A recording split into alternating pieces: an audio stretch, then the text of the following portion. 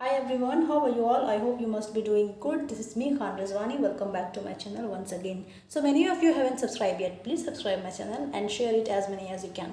So student, today we will going to talk about the physical properties and the differences between metals and non-metals. So let's start the video now. तो student हमने last video में देखा था actual definition metals और non metals का होता क्या है. नोबल गैस कहते किसको है, precious sorry not noble gas, Nobel metal कहते हैं किसको है, प्रीशियस मेटल होता क्या है, और ये चैप्टर किस चीज़ का क्लासिफिकेशन है, ये सारी हमने डिस्कस कर दी थी. जिन बच्चों ने नहीं देखा है वो प्लेलिस्ट में जाकर एक्सेस कर सकते हैं, मेटल्स और नॉन मेटल क्लास 10 केमिस्ट्री में. तो स्टूडेंट आज हम पढ़ेंगे मेटल्स और नॉन मेटल के डिफरेंसेस और उनकी फिजिकल प्रॉपर्टी. मतलब हम एलिमेंट को देखकर ही पहचान लेंगे कि ये मेटल है या नॉन मेटल है. कैसे, चलिए वीडियो में समझते हैं. तो देखो स्टूडेंट, मेटल हार्ड सब्सटेंस है, ठीक है, ये बहुत हार्ड होते हैं मेटल. लेकिन जैसा कि आप जानते हैं chemistry is world of full of exception, है ना, बहुत सारे एक्सेप्शन देखने को आपको मिलेंगे केमिस्ट्री में. तो इसलिए स्टूडेंट मेटल जिसकी प्रॉपर्टी है हार्डनेस, जो एक हार्ड सब्सटेंस है, लेकिन फिर भी कुछ मेटल्स ऐसे हैं जो इतने सॉफ्ट है कि अगर आप उन्हें नाइफ से कट करें ना, बिल्कुल एकदम लो प्रेशर, हल्का फोर्स भी लगाएंगे ना तो बहुत ईजिली वो कट हो जाएंगे.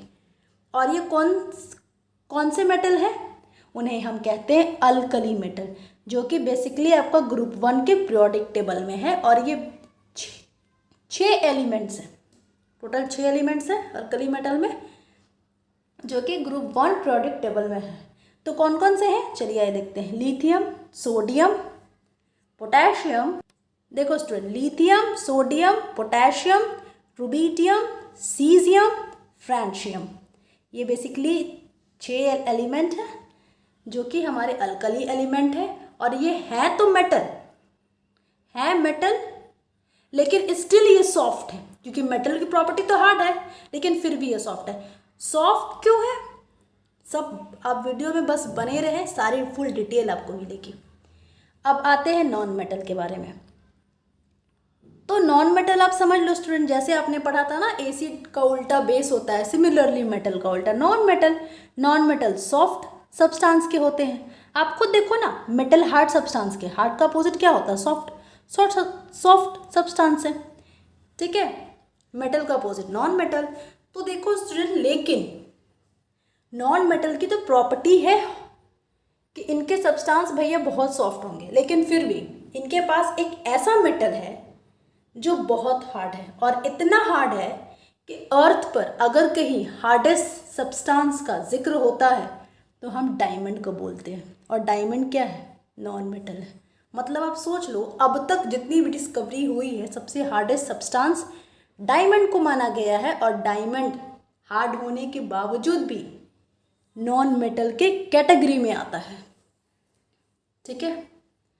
तो चलिए स्टूडेंट, अब हम थोड़ा अल्कली मेटल का थोड़ा सा आपको एक व्यू थोड़ा दे दूं, क्योंकि मैं डेप्थ में जाऊंगी नहीं, बट आपके थोड़ा अंडरस्टैंडिंग के लिए आप देख लो अल्कली मेटल के बारे में.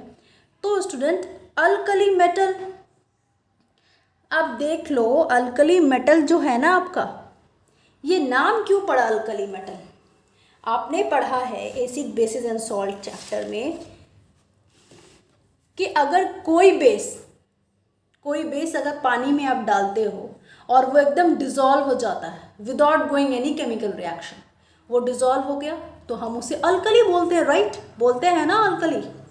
मतलब बहुत सारे बेसिस ऐसे हैं जो डिज़ोल्व नहीं होते, उन्हें हम बेस बोलते हैं. लेकिन कुछ बेस ऐसे हैं जो डिज़ोल्व हो जाते हैं तो हम उन्हें अल्कली बोलते हैं. सिमिलरली स्टूडेंट, यहाँ अल्कली मेटल है, इसका मतलब ये तो वो मेटल है जिनको आप पानी में डालोगे तो वो डिज़ोल्व हो जाएंगे ना,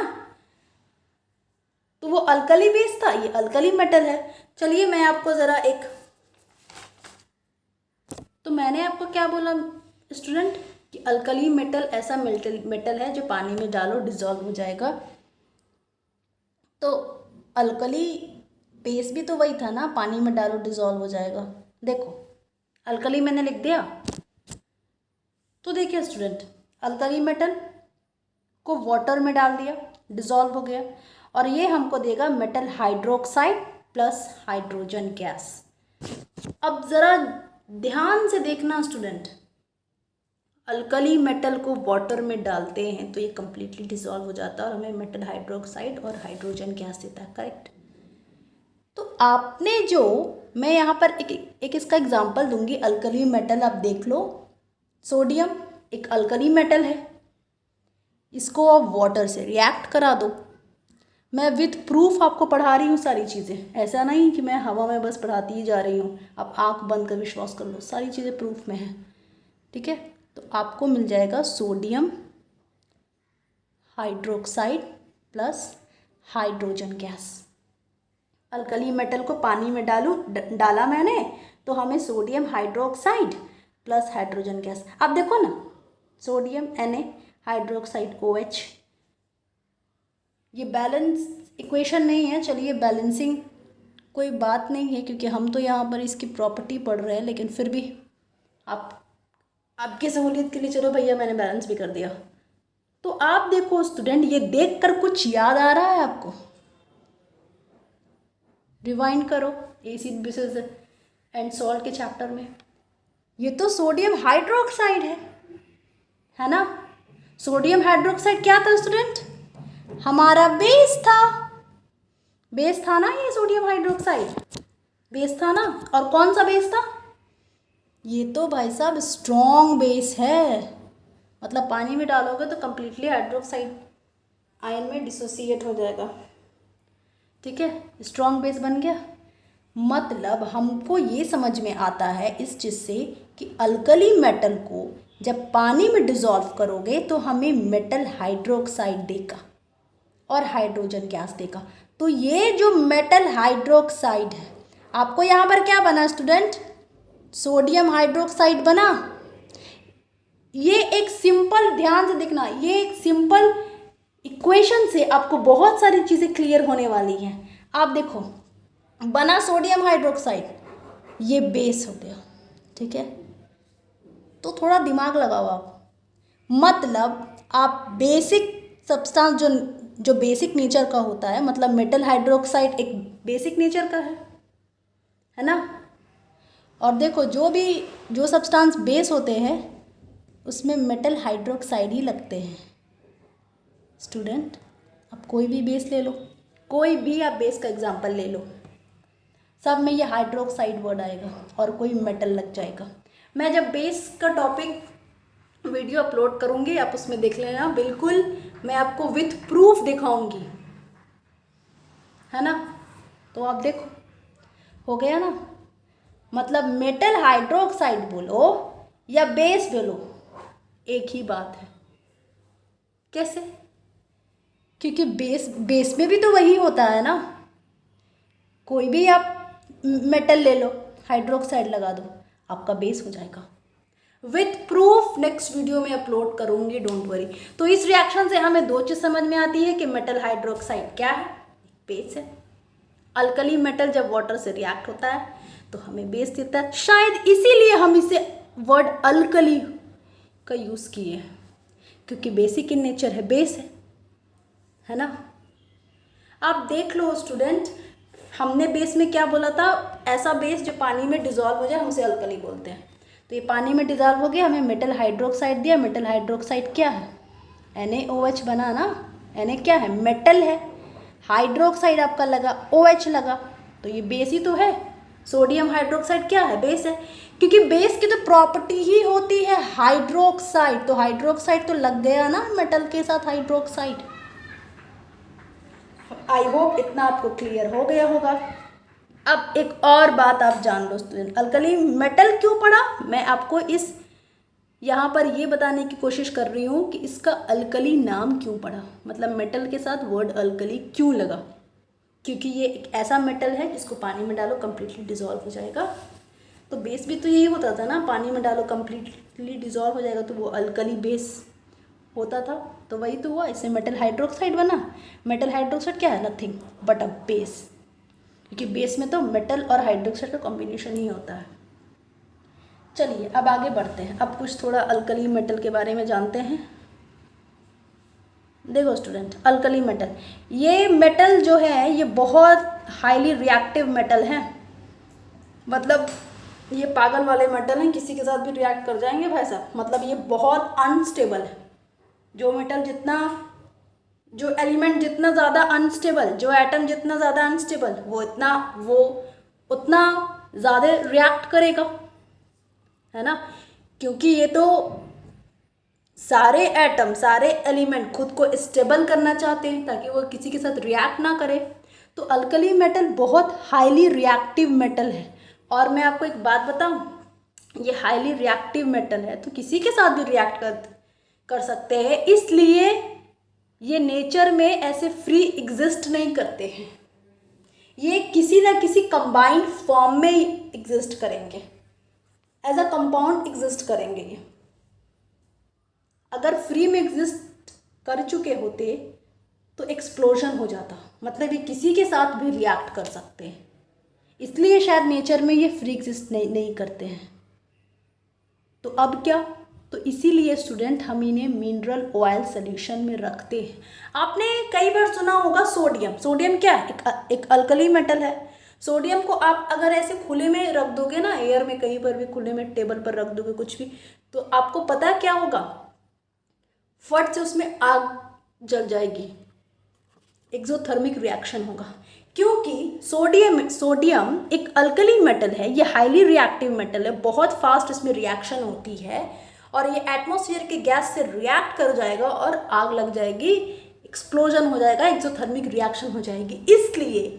इसलिए स्टूडेंट हम सोडियम को मिनरल ऑयल सोल्यूशन में रखते हैं, जैसे कि क्रोसिन में हम उसे एयर टाइट कंटेनर में टाइट करके उसे क्रोसिन ऑयल के डिब्बे में रखते हैं ताकि वो एटमॉस्फेयर के ऑक्सीजन से रिएक्ट होकर के एक्सप्लोजन ना हो, मतलब हीट जनरेट ना हो, मतलब एक्सोथर्मिक रिएक्शन ना हो, आग ना लगे।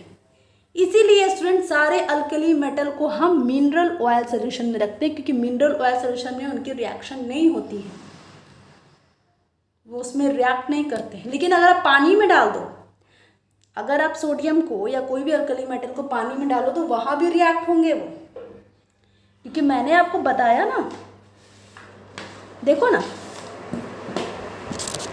मैंने आपको बताया ना स्टूडेंट, देखो अल्कली मेटल को वाटर से रिएक्ट कर दो, मतलब उसको पानी में डाल दो तो मेटल हाइड्रोक्साइड और हाइड्रोजन गैस बन जाएगा। मेटल हाइड्रोक्साइड क्या है, बेस है, तो वो वहाँ भी।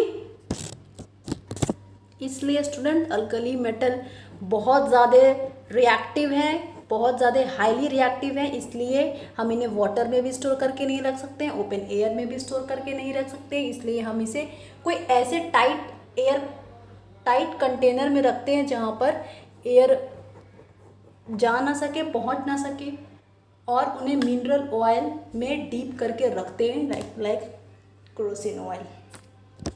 और आपको एक बात बताऊँ, जितने भी अल्कली मेटल हैं, rubidium, caesium, francium, sodium, lithium, potassium, ये सारे अल्कली मेटल के वैलेंसी 1 है। सारे अल्कली मेटल के वैलेंसी 1 है और ये हाईली रिएक्टिव है। ये नेचर में फ्रीली नहीं मिलते। क्यों नहीं मिलते, इसका रीज़न मैंने आपको दिखा दिया, क्योंकि ये हाईली रिएक्टिव है, किसी से भी रिएक्ट कर जाएंगे, इसीलिए हमेशा कंपाउंड के फॉर्म में मिलते हैं। आई होप आपको इतना क्लियर हो गया होगा।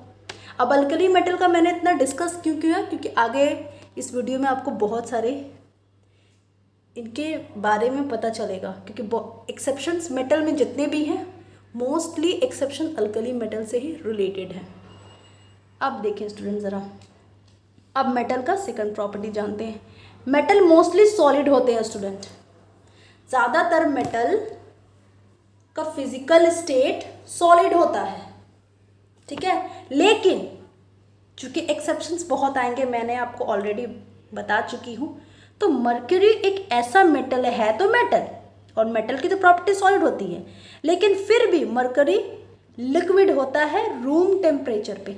आपने थर्मामीटर देखा होगा, राइट, उसमें मर्क्यूरी देखते हो ना, वो पारा जो हमें टेम्परेचर बताता है, वो बेसिकली क्या होता है, मर्क्यूरी होता है, ठीक है। तो ये बिल्कुल एकदम लिक्विड होते हैं रूम टेम्परेचर पे, मर्क्यूरी। तो चलिए, अब जहाँ की मेटल सारे सॉलिड होते हैं तो non metal mostly gaseous state में। एग्जाम्पल मैं आपको बताती हूँ। ऑक्सीजन देख रहे हो ना, क्या है? नॉन मेटल है। हाइड्रोजन क्या है? नॉन मेटल है। तो mostly non metal gaseous form में होते हैं, मतलब इनका physical property, physical state gaseous है, और मोस्टली मेटल सॉलिड होते हैं। लेकिन नॉन मेटल में भी एक ऐसे है जो गैसियस फॉर्म में नहीं है, वो भी लिक्विड फॉर्म में है, वो है ब्रोमीन, वो है bromine, sorry bromine. I hope आपको इतना समझ में आ गया होगा। ये 2 लाइन बहुत डेप्थ में समझाई हूँ, बहुत अच्छे से, इतना आपको क्लियर आ गया होगा, समझ में आ गया होगा। केमिस्ट्री का हर एक चीज़ का कनेक्शन बस एक ही है स्टूडेंट, वो बस आप क्लास 9th में वो एटम्स एंड मॉलिक्यूल चैप्टर है ना, उसको अगर आपने ढंग से पढ़ लिया, आप समझ जाओ आपका केमिस्ट्री का बेस बहुत स्ट्रॉन्ग है। ऐसा क्यों मैं बोल रही हूँ, मैं बहुत जल्द वीडियो अपलोड करने वाली हूँ, आपको खुद समझ में आएगा। सारा चैप्टर आपका 10th का first chapter, second chapter, third chapter, ये सारा इंटरलिंक्ड है। आप फर्स्ट चैप्टर को एकदम बहुत अच्छे से पढ़ लो, सेकंड चैप्टर तो बहुत ईजी है, और थर्ड चैप्टर भी बहुत ईजी है। और सारा खेल केमिस्ट्री में स्टूडेंट एटम के इलेक्ट्रॉन्स का होता है। ये देखने में जितना छोटा है ना, उतना डेंजरस है। सारा खेल केमिस्ट्री में इलेक्ट्रॉन का है स्टूडेंट। तो चलिए स्टूडेंट, अब आगे बढ़ते हैं। चलिए स्टूडेंट, अब देखते हैं। अब ये जो मेटल है ना, मेटल की जो प्रॉपर्टी है, मैं यहाँ पर आप देख लेना, इधर मेटल है सारे, इधर नॉन मेटल है सारे, ठीक है। बट फिर भी आपके कन्वीनियंट के लिए मैं लिख लेती हूँ। तो देखिए स्टूडेंट, मेटल क्या है? मेटल एक बहुत अच्छा कंडक्टर ऑफ इलेक्ट्रिसिटी और हीट है। मतलब मेटल में इलेक्ट्रिसिटी को कंडक्ट करने की और हीट जनरेट करने की बहुत अच्छी प्रॉपर्टी है। ये जो लाइन है, मतलब metal is a good conductor of electricity and heat, ये मैं आपको फुल डिटेल में डिस्कस करूँगी नेक्स्ट वीडियो में, जब मैं अपलोड करूँगी केमिकल प्रॉपर्टीज़ ऑफ, जब हम मेटल्स पढ़ेंगे ना और नॉन मेटल्स, तब उसमें मैं डिस्कस करूँगी। ऐसा क्यों? क्योंकि जब मैं वो पढ़ा दूँगी स्टूडेंट, तब आप खुद ब खुद ये समझ जाओगे। फिलहाल आप इतना जान लो, metal is a good conductor of electricity and heat. Example copper, silver. हमारा जो वायर है जो घर में है, ये बेसिकली इसके अंदर कॉपर यूज़ होता है, ठीक है। जबकि सिल्वर सबसे बेस्ट कंडक्टर ऑफ इलेक्ट्रिसिटी माना जाता है, सबसे बेस्ट, लेकिन फिर भी कॉपर यूज़ होता है। अगर सिल्वर यूज़ होने लगा वायर में, तब तो चोरों की कमी नहीं, आप जानते हो। तो पहले तो ज्वेलरी शॉप में चोरी होती थी, अब तो वायर की चोरी होने लगेगी ना, इसलिए कॉपर भी अच्छा कंडक्टर ऑफ इलेक्ट्रिसिटी है, लेकिन सबसे best silver conductor of electricity.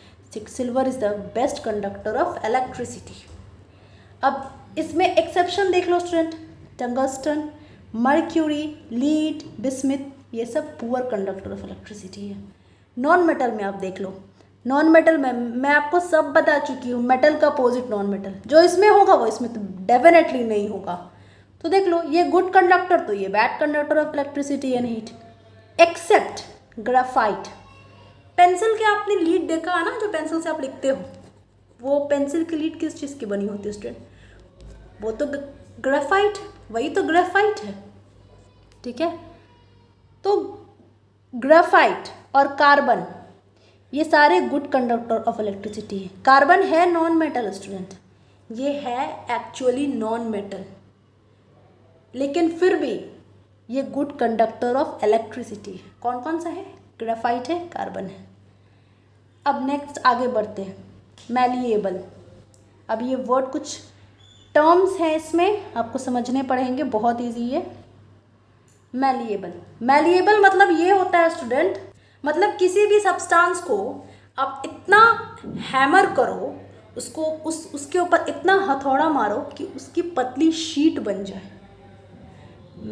Malleability जिस एलिमेंट में होती है, किस एलिमेंट में मेलिबिलिटी प्रेजेंट होती है? तो मेटल में। मतलब मेटल के पास ऐसी प्रॉपर्टी है कि आप अगर उसे हथौड़े से हीट करोगे ना, HIT वाली हिट, नॉट HEAT वाली, वो गर्म वाली हिट नहीं, HIT हिट, उसे हथौड़ा से जब हैमर करोगे ना, जब उसे मारोगे तो बिल्कुल पतली शीट बन जाएगी, बहुत पतली। और आपको पता है गोल्ड का अगर आपने शीट बनाया, हैमर किया, तो आप पेपर देख रहे हो, पेपर जिस पर आप लिखते हो, ये जो पेपर आप देख रहे हो पेपर, इसकी जो थिकनेस है स्टूडेंट, इससे भी बहुत कम उसकी थिकनेस रहेगी। मतलब सोच लो मेटल के पास इतना हाई क्वालिटी वाला मेलिबिलिटी कैरेक्टरिस्टिक है, मतलब इतना हैमर करो कि पेपर से भी पतला शीट बन जाए, मेटल के पास ये बहुत अच्छी क्वालिटी है।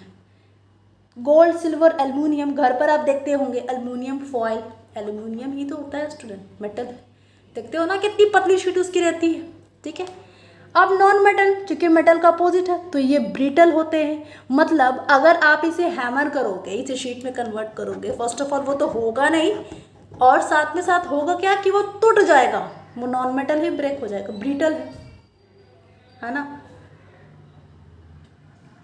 अब most of the non metal gases है, क्या उसको हैमर करोगे तुम, खुद सोचो, खुद का माइंड अप्लाई करो। अब देख लो, अब एक और प्रॉपर्टी देख लो, डक्टिलिटी। डक्टिलिटी होती क्या स्टूडेंट, देखो किसी भी सब्सटेंस को आप इतना स्ट्रेच करो,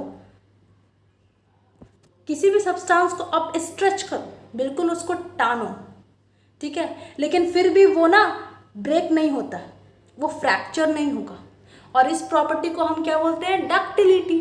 डक्टिलिटी क्या है, ability of a material to be stretched without getting fracturing, यही तो होता है, मतलब उसको इतना लंबा स्ट्रेच करो, आप स्ट्रेच करते जा रहे हो लेकिन वो टूट नहीं रहा, फ्रैक्चर नहीं हो रहा है, ये भी बहुत बड़ी प्रॉपर्टी मेटल के पास होती है, ये डक्टाइल होते हैं, है ना, मतलब इतना उस मेटल को इतना लंबा हम खींचते हैं, टानते हैं कि पतला एक टायर में, एक वायर में कन्वर्ट कर सकते हैं। देखो can be drawn into wire, ductility बहुत अच्छी होती है मेटल्स के पास, और नॉन मेटल के पास डक्टिलिटी नहीं होती है, ना तो नॉन मेटल के पास मेबिलिटी है, ना तो नॉन मेटल के पास डक्टिलिटी है, ठीक है, इसलिए मैंने लिखा लैक ऑफ डक्टिलिटी।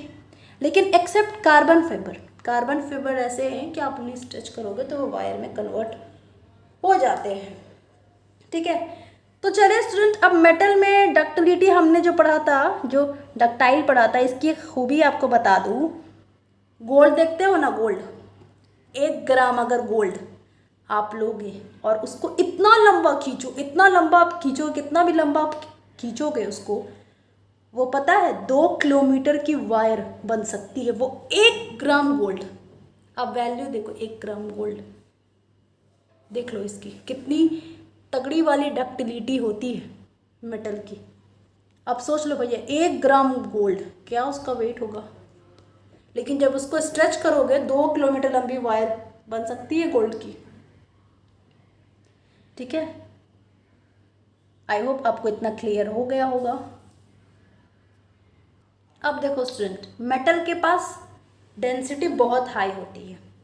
अब कई सारे स्टूडेंट को डेंसिटी वर्ड समझ में नहीं आ रहा होगा, आपने जब 9th चैप्टर पढ़ा होगा, 9th स्टैंडर्ड में आप